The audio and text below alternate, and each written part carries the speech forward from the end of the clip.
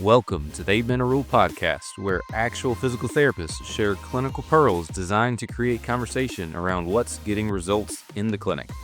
No fluff, no Medicare stopwatch, only quality content. Welcome back to the HEP I've got Drew and Mark here with me again. What we're going to go through today is a situation I'm sure you guys have been used to when a patient will not do your home exercise program. So let me go ahead and get the clock started up here, get everything rolling. All right, so Mark, what do you do when you walk in and it becomes incredibly obvious that your patient is just not sticking to the exercise program? First disclaimer, I'm going to talk about some things, and some of these things that I'm good at doing, and some of these things I know I should be better at doing. But if they're not doing their home exercises, first I want to find out why. The why is important, because them just saying, I just didn't, is very different than like, my home exercise program hurt me. Those are going to lead to very different responses and outcomes. I'm assuming that we're talking mostly around the ones that are just not doing their home exercises. If it's that case, then again, I need to figure out the why. A lot of times I've done the home exercise program in the session with them, and they had a positive result from the home exercise. So then it's kind of like, well, you felt better because of this. Why didn't you do it?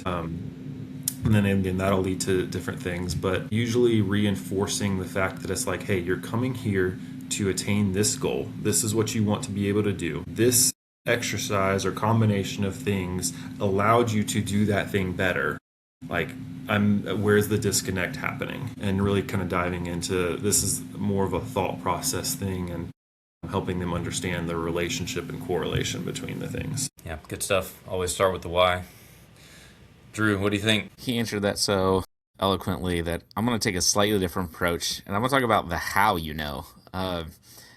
One of the things I can do better that I often want to get early on, one of the first things I'm asking that patient when they come in is, how are your exercises going? And you'll get such a wide variety of answers, everything from they're going great, they help so much, to like, oh yeah, they're good. Following that up with, awesome, can you show me? Can be very telling, because a lot of times people will say, yeah, it's going good, and then you say, can you show me? And they're like, well, I kind of forget that I kind of tried to do this. And so that gives you a lot more information to go on as well. Do they understand it? Have they actually done it? And so do they know if it helps or not? So the how is important, and I would suggest asking that every time when they come in until you know that they have it down and are doing it consistently. Yeah, I think that's good as well too.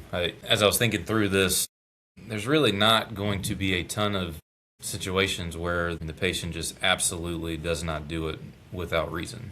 And so, Mark, I like your point about, did we have a light bulb moment in the clinic? I can think back to plenty of times where I thought I had the perfect exercise program for them based off of what I saw in terms of repeated motion testing or something within the evaluation. But, the biggest lapse is I didn't connect that to, hey, here, you're doing this thing, and all of a sudden you're seeing improvements now, and that's going to be what's going to go from there too. And so I think, for me, it's typically about making sure there's good clarity behind, hey, do you recognize that your HEP is your medicine? I really want to convey that kind of language. Like, what I'm giving you to do is your medicine from me, because if you're not taking your medicine from me, your movement medicine, if you will, it's going to be really hard for us to know what's working, what's not working, right? So I think, as you said, the first step, really making sure we can educate. Do they understand what we're trying to do here?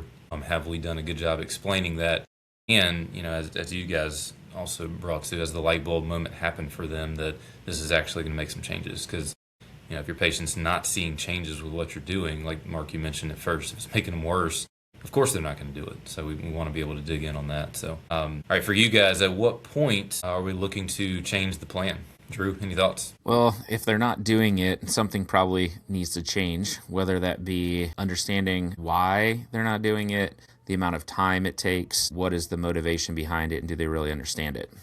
So that's one. So do we need to change anything based on those answers? And then secondarily, if they're reaching some of those objective goals that I have in clinic already, whether that be, I want them to decrease pain, and that's what the goal of the home exercise program is, As that irritability goes down and we're looking at other impairments, we're probably going to be changing the home exercises in that plan again. If it's looking for mobility, as they're getting closer to that, what's the next step in looking at movement control or strength through whatever ranges that they've now gained. If it's a strength goal and they're getting stronger, like obviously those are the ones that we're going to progress. So when they get those down, have achieved the goal of what that home exercise is for, then we progress it. Absolutely. What do you think, Mark? Yeah, I think that I'll go in a different direction. Usually, especially if I've gotten the sense from a patient that they have some reservations about working with a physical therapist or kind of the plan that I've laid out for them day one, I will give them like some decisions that they can make and commit to on their own. It's kind of called the shared decision-making process. So, I give them their options. You can do nothing, and this may be the outcome from doing nothing. You can go get an injection. This is potential outcome for this, blah, blah, blah. And then my preferred option is this is what it's going to look like. Come here once a week, every other week, and then you're going to have exercises to do in between this, and it's going to take this long, so on and so forth. And I lay it out for them, and if they choose my preferred option, being a physical therapist, is the physical therapy route. If they choose that option and then they're not following through on their end, then we usually have a different conversation about commitments. Okay, maybe I haven't done something correct on my part. Maybe it's taking entirely too long, or something that Drew was talking about, maybe I'm making them worse with my home exercises. I'm constantly tweaking those things, but they have to commit to doing their part of it, or this therapeutic alliance that we're trying to build is not going to work. And so it becomes a conversation about commitments usually, in which case I usually have pretty good response. Either they're like, okay, you're right, I did commit to this, I'm gonna be better about it. Or it's like, man, it's really hard. I've got all this stuff going on outside of here. And at that point, it's like, you know what? Hey, that is fine. Maybe this is not the right time for you to be in here working with me.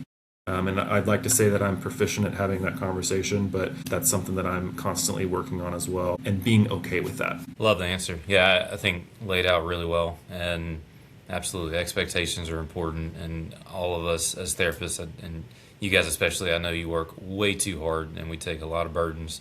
So I do think this is really important that if the patient is not taking their side of the responsibility, then, it shouldn't be on you to also take that weight as well. So a quick 5-second answer from both of you guys. Have you ever fired a patient? Yes.